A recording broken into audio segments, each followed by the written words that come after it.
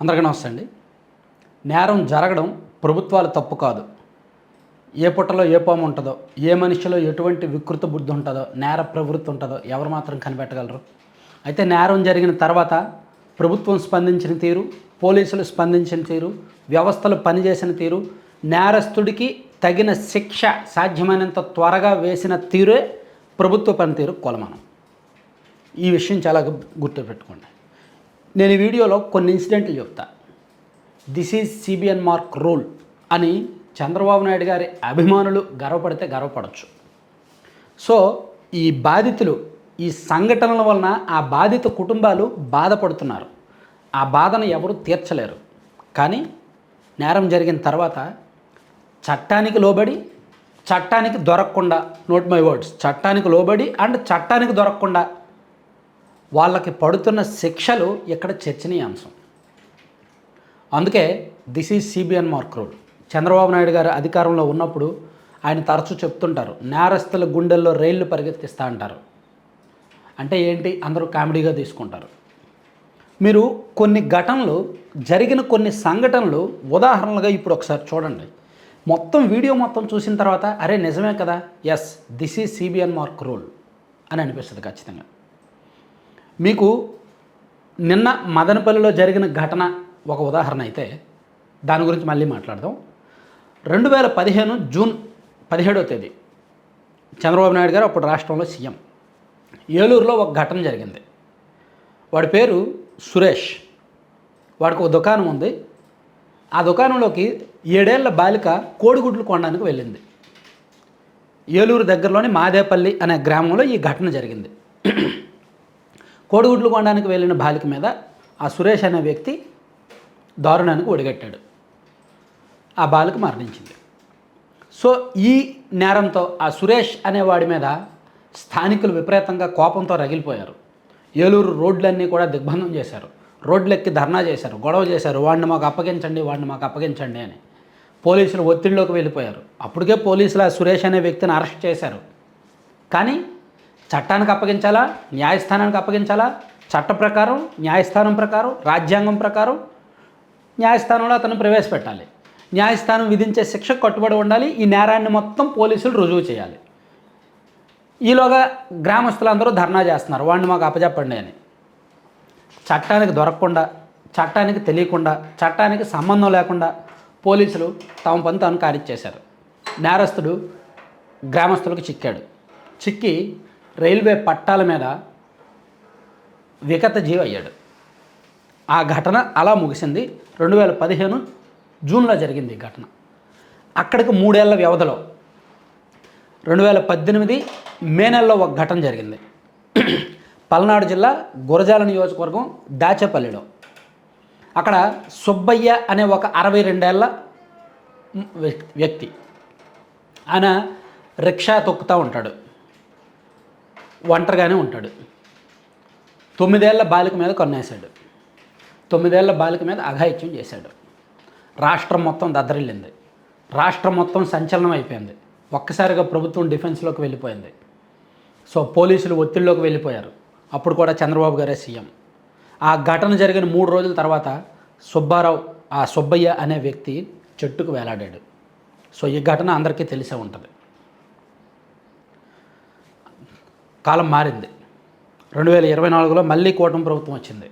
కూటమి ప్రభుత్వం అధికారంలోకి వచ్చిన నెల రోజుల వ్యవధిలోనే హోంమంత్రి అనిత గారి సొంత జిల్లా అనకాపల్లిలో ఒక ఘటన జరిగింది.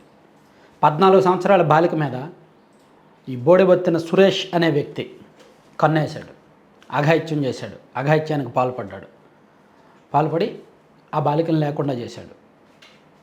వాడు పరారయ్యాడు. వాడి మీద పోలీసులు కేసు నమోదు చేశారు. ఘటన జరిగి 2-3 రోజులు గడిచింది. వాడు దొరకట్లేదు.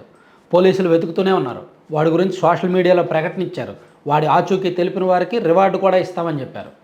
సరిగ్గా ఘటన జరిగిన 5 రోజుల తర్వాత వాడు నిర్జీవైపోయాడు, భూమి మీద లేకుండా పోయాడు.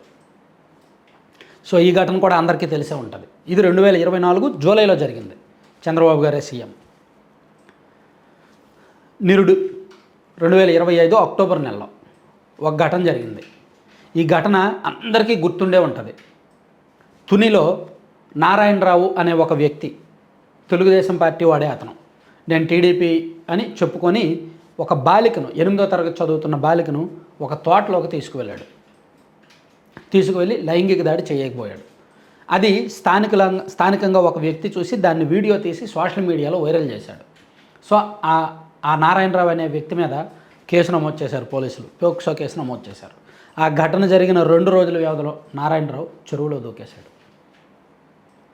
ఆ కథ అలా ముగిసింది. తాజాగా మదనపల్లి కులవర్ధన్ అనే కీచకుడు గంజాయికి అలవాటు పడ్డాడు, మద్యానికి బానిసయ్యాడు. తన ఇంటి ఎదురుగా ఉండే 7 ఏళ్ల బాలికను చిదిమేశాడు. బాలిక లేకుండా చేసి రాత్రి అంతా నీటి డ్రమ్ములో ముంచిపెట్టాడు.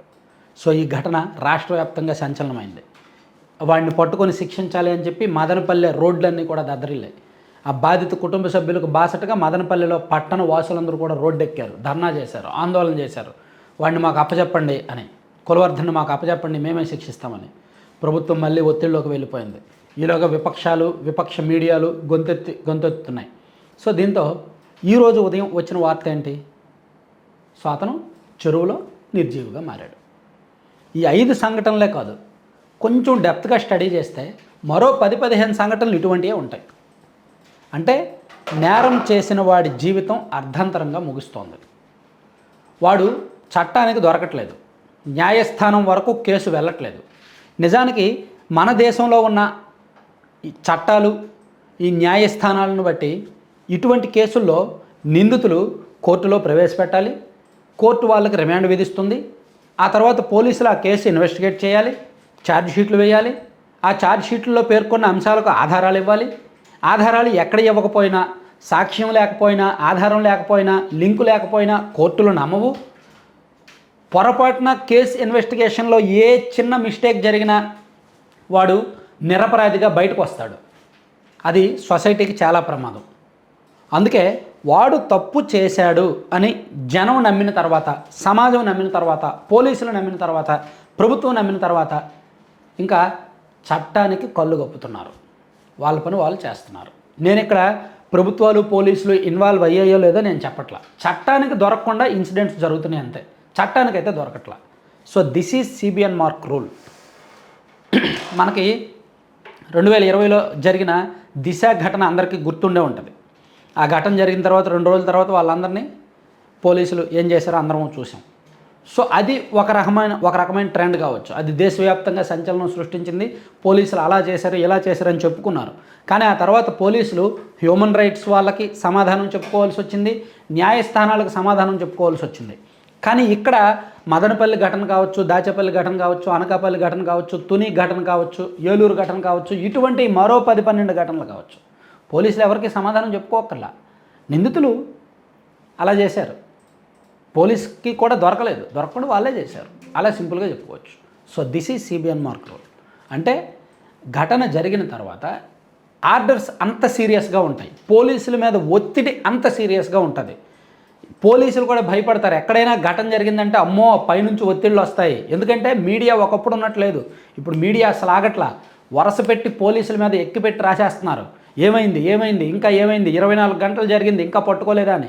ఈ మదనపల్లి ఇన్సిడెంట్లో ఇంకో 2 రోజుల పాటు వాడి ఆచూకీ దొరకలేదు అనుకోండి, పోలీసుల మీద ఎంత ప్రెజర్ ఉంటుంది, ప్రభుత్వం మీద ఎంత ప్రెజర్ ఉంటుంది. సో అంతే సింపుల్గా పని కానిచ్చారు. సో ఇది దొరకలేదు అని బయటకు చెప్తారు. అరే అనూహ్యంగా వాడు చెరువులో దొరికాడు, మాకు తెలియదు. వాడు అనూహ్యంగా చెరువులో దొరికాడు, గ్రామస్తులు ఎవరో సమాచారం ఇస్తే మేము వెళ్ళాము. దీని మీద ఎవరు కంప్లైంట్ చేస్తారు? ఎవరు చేయరు. ఎందుకంటే వాడు రాక్షసుడు, నర్రోప రాక్షసుడు, వాడు తప్పు చేశాడు. సో వాడి తరపున ఎవరు కంప్లైంట్ చేస్తారు? ఒకవేళ చేసిన ఫిర్యాదును స్వీకరించాల్సింది, విచారించాల్సిందే, దర్యాప్తు చేయాల్సిందే, అంతా కూడా ఎవరు? సో అందుకని ఈ రూల్లో ఇలాగే ఉండాలి, ఇలాగే ఉండాలి కూడా. ఇలా ఉంటేనే కరెక్ట్. రేపు పొద్దున ఇటువంటి నేరం చేయడానికి ఎవడైనా భయపడాలి. అరే ఖచ్చితంగా నేను కూడా ఏ చెరువులోనో ఏ చెట్టుకో వేలాడాల్సి వస్తుంది అని భయపడాలి. ఆ భయపడేలా చేస్తున్నారన్నమాట ఈ ఘటనలన్నీ దానికి నిదర్శనం. Thank you. సో ఇది మేబీ అంటే చంద్రబాబు నాయుడు గారి గొప్పతనం అని నేను చెప్పను. ఆయన పరిపాలనలో వ్యవస్థలకున్న భయం అని చెప్పుకోవచ్చు, పోలీసులకున్న భయం అని చెప్పుకోవచ్చు, నేరస్తులకు ఎటువంటి శిక్ష పడుతుందో అని ఉన్న భయం అని చెప్పుకోవచ్చు. సో ఇది చంద్రబాబు గారి క్రెడిట్, ఆయన గొప్పతనం అని నేను చెప్పను. సో కంటెంట్ నచ్చితే మాత్రం ప్రతి ఒక్కరూ లైక్ చేయండి. ఈ వీడియోకి మినిమం 5 లక్షల వ్యూస్ వచ్చేలాగా ప్రతి ఒక్కరికి షేర్ చేయండి. ఎందుకంటే ఇది అందరికీ తెలియాల్సిన విషయం. రేపు పొద్దున్న ఎవడైనా ఇటువంటి నేరం చేయాలంటే ఖచ్చితంగా వాడు ఏదో ఒక చెరువులోనో ఏదో ఒక చెట్టుకో ఇలాగే కనిపిస్తాడని అందరికీ తెలియాలి. అలా తెలియాలి అంటే ప్రతి ఒక్కరికి షేర్ చేయండి. ఈ సంఘటనలు అంటే 6 నెలలకో సంవత్సరానికో ఈ సంఘటనలు జరుగుతుంటే ఎవరికి గుర్తుండట్లా. కానీ అన్నీ ఒకేసారి నేను పోసగుచ్చి చెప్పా. ఇటువంటి ఇంకో 10, 12 చెప్పొచ్చు, జరిగినవి ఉన్నాయి. కానీ టైం సరిపోదు కాబట్టి చెప్పట్లా, ఇంపార్టెంట్ ఘటనలే చెప్తున్నా. సో నేరం చేయాలంటే ఎవడైనా ఆలోచించాలి.